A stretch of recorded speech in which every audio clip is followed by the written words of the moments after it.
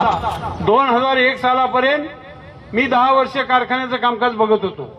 स्वर्गीय सुभाषांना कुल जरी चेअरमन होते तरी त्यांनी संकलित जबाबदारी माझ्यावर सोपवली होती आणि मी तो कारखाना चालवत होतो। त्यावेळेस कारखान्यात शिवाजीराव काळे आहेत, त्याच्यानंतर आणखीन कामगार आहेत, त्रिका वसंतराव साळुंके आहेत, आमचे ते नारायणराव चव्हाण आहेत ना, इथे होते ना, आता आहे होय, हा, ही सगळी कामगार मंडळ आहेत, सुरेशराव आले दिसतात, बरीचशी लोक आहेत, तर शाहजप्पा आहेत।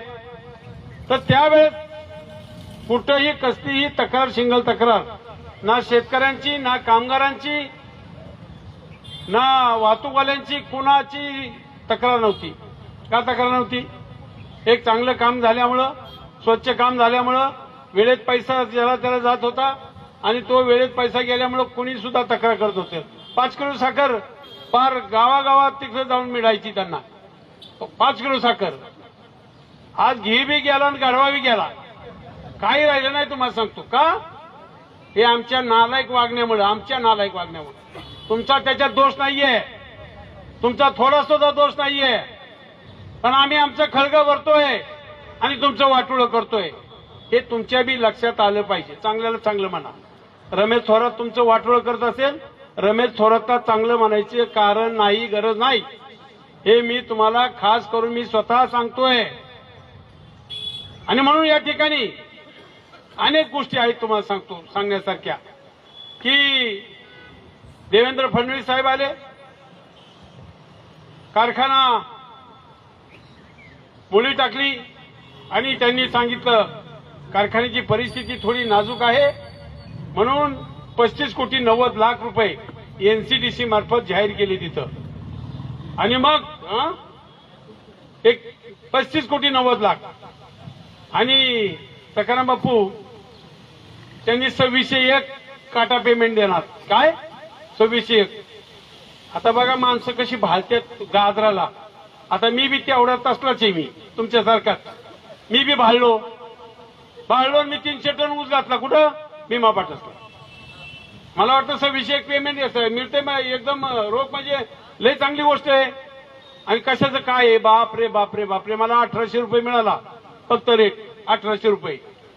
म्हणजे अशा पद्धतीनं 35 कोटी 90 लाख घेतले आणि कारखानाच बंद केला। कारखाना चालू झाला नाही, 2-3 वर्ष कंटिन्यू कारखाना बंद का? पैसे गेले कुठं? ते वसंतरावनी खुलासा केला, पैसे कुठं कुठं गेले, ती 36 कोटी घेतलेले। आता त्याचे जवळजवळ 70 का काय कोटी रुपये, 70-75 कोटी व्याज झाले, व्याजासकट। आणि म्हणून 1-2-4 डायरेक्टर मला भेटले होते, त्यांचे जुने, त्या आईला म्हणले आम्ही झक मारली म्हणले, कारण नसताना सह्या केल्या आणि ऍफिडेव्हिट करून दिलं म्हणले, आणि आम्ही जामीनदार झालोय म्हणले, आणि आम्हाला तर नोटीस आल्यात। त्यांनी नोटीस बी दाखवली की हा बोजा तुमच्या प्रॉपर्टीवर चढवण्यात येईल, पण काय थोडा येईल का होतो? 20-21 डायरेक्टर आहेत ना, 21 डायरेक्टर म्हणजे 80 कोटी मानल्या बघा तुम्ही, 80 कोटी गुणिले 21, 4-5 कोटी एकाच्या खात्यावर येईल, 4 कोटी काय, हा, तर सगळं 80 कोटी येणार आणि सगळ्या प्रॉपर्टीचा निलाव करून ते 80 कोटी तुम्हाला सांगतो भरावं लागतील।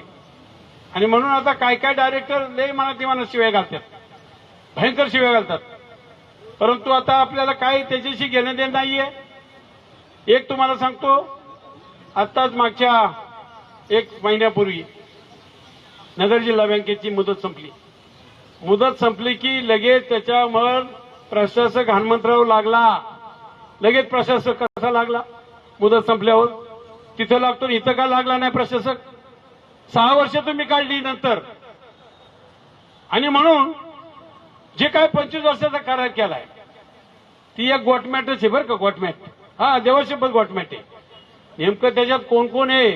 कोण म्हणते साईप्रिया, कोण म्हणते निराणी, कोण म्हणते भीमा पाटस कारखान्याचं डायरेक्टर बोर्ड बी त्याच्यात सामील आहे, कोण कोण सामील आहे, काय काय आहे हे उघडं करायचे। तुम्हाला सांगतो, आपल्याला दुसरं काही त्याच्यात कमवायचं नाही। लोकांचा जर फायदा झाला, शेतकऱ्यांचा, सभासदांचा फायदा झाला, तर तो फायदा करायचाय।